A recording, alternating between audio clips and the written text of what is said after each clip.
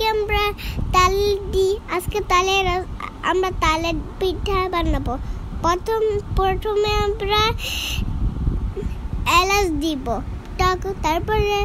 তারপরে দিব কি, তারপর আটা, তারপর মিশিয়ে নিব মেখে, তারপরে তেল দিব, তেল দিয়ে একটু কতক্ষণ রান্নায় বসাবো, তখন থেকে এটা হয়ে যাবে। শেষ। আসসালামু আলাইকুম। আজকে আমরা তালের থেকে রস বের করব।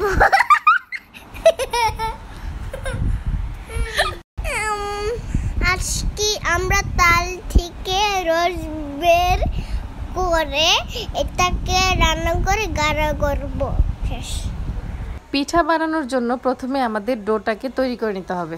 ডো তৈরির জন্য আমাদের এখানে লাগবে গাঢ় করে জাল করে নেওয়া তালের রস, কোরানো নারকেল, আটা আর গুড়ের সস। আমার চ্যানেলে ভিডিওগুলো ভালো লাগলে অবশ্যই চ্যানেলটিকে সাবস্ক্রাইব করে রাখবেন। পিঠার ব্যাটার তৈরি করার জন্য আমাদের প্রথমেই তালের রসের মধ্যে কোরানো নারকেল, গুড়ের সস দিয়ে মিক্স করে নিতে হবে। তারপর এতে আমরা অল্প অল্প করে আটা অ্যাড করব। আপনারা চাইলে চামচের সাহায্যে অথবা নিজের হাতের সাহায্যে এটাকে গুলিয়ে নিতে পারেন। পিঠার জন্য আমি নারকেলটা ফ্রোজেন নারকেল নিয়েছি, আর সেজন্য নারকেলটা অনেক শক্ত এখনও আছে, তাই আমি কিছুক্ষণ এভাবে মেখে রেখে দিব। যখন নারকেলটা নরম হয়ে এভাবে মানে একদম গলে যাবে, তখন আমি ব্যাটারটা তৈরি করব। নারকেলটা দেখতেই পাচ্ছেন গলে গেছে। এখন আমরা এর মধ্যে আটা দিয়ে, অল্প অল্প আটা দিয়ে কিন্তু আমরা এটাকে মিক্স করে একটা ব্যাটার তৈরি করে নেব।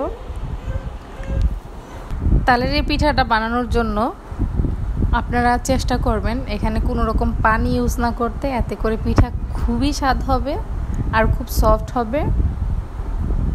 আর এই পিঠাটা কিন্তু সংরক্ষণ করেও খাওয়া যায়। আর তালের রস কিভাবে সংরক্ষণ করে বছর জুড়ে ফ্রিজে রেখে খাওয়া যায়, আমার চ্যানেলে সেই ভিডিওটি দেওয়া আছে, আপনারা চাইলে সেই ভিডিওটি দেখতে পারেন। আমি নিচে ডেসক্রিপশন বক্সে সেই লিঙ্কটা দিয়ে রাখবো। আমি হাতের সাহায্যে মাখছি, তার কারণ হচ্ছে হাতের সাহায্যে মাখার ফলে কোনো লাম্পস থাকবে না আর তাড়াতাড়ি হয় কাজটা। এবার আমরা মূল রান্নায় চলে যাব। তো রান্নার জন্য প্রথমে আমাদেরকে একটা প্যানের মধ্যে তেল গরম হতে দিতে হবে। আর তেলটা গরম হয়েছে কিনা সেটা বোঝার জন্য আগে একটু ব্যাটার দিয়ে টেস্ট করতে হবে যে এটা লেগে যাচ্ছে কিনা। তো আমার ব্যাটারটা দেওয়ার পর দেখতেই পাচ্ছেন কোথাও লেগে নেই এবং খুব সুন্দর একটা কালার হয়ে উঠে আসতেছে, তার মানে হয়ে আসছে। তো প্রথম পর্যায়ে কিন্তু চুলার আঁচ অনেক বাড়িয়ে দিতে হবে। পিঠাগুলো দেওয়ার পরে চুলার আঁচ যতটুকু পারেন কমাই দিতে হবে, তাহলে করে পিঠা পুড়বে না, আস্তে আস্তে করে খুব সুন্দরভাবে ভিতর থেকে হয়ে আসবে আর খুব সফট হবে আর খেতেও দারুণ মজা হবে। আপনারা দেখে নিশ্চয়ই বুঝতে পারছেন আমি কিভাবে পিঠাগুলোকে কিছুক্ষণ পর পর এপিট ওপিট করে নেড়ে ভেজে নিলাম। ঠিক এই পর্যায়ে আমি পিঠাগুলোকে নামিয়ে নেব। এই যে দেখতেই পাচ্ছেন কত সুন্দর কালার হয়েছে এবং খুব ভালো সিদ্ধ হয়েছে। আর আমার পিঠাগুলো ঠিক এরকম সফট হয়েছে, ভিতরটা দেখেন কত সুন্দর সিদ্ধ হয়েছে। এখন আপনারা আপনাদের পছন্দ মতো যে কোনোভাবে এটাকে পরিবেশন করতে পারেন। বিকেলের নাস্তায় কিন্তু এই পিঠাটার কোনো জুড়িই নেই।